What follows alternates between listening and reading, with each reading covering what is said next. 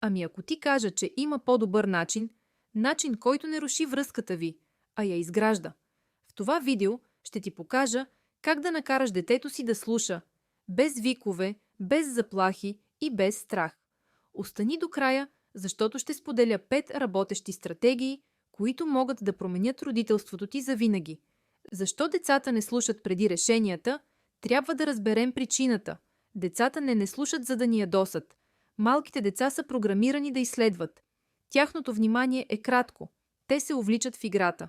А когато се чувстват контролирани, а не свързани, те започват да се съпротивляват. Понякога не слушат, защото са претоварени с инструкции. Понякога, защото асоциират гласа ни с негативност. Опасността от викането. Всички сме викали. Но какво се случва в детския мозък? Крясъкът активира. Бий се или бягай. Реакцията. В този момент детето не учи.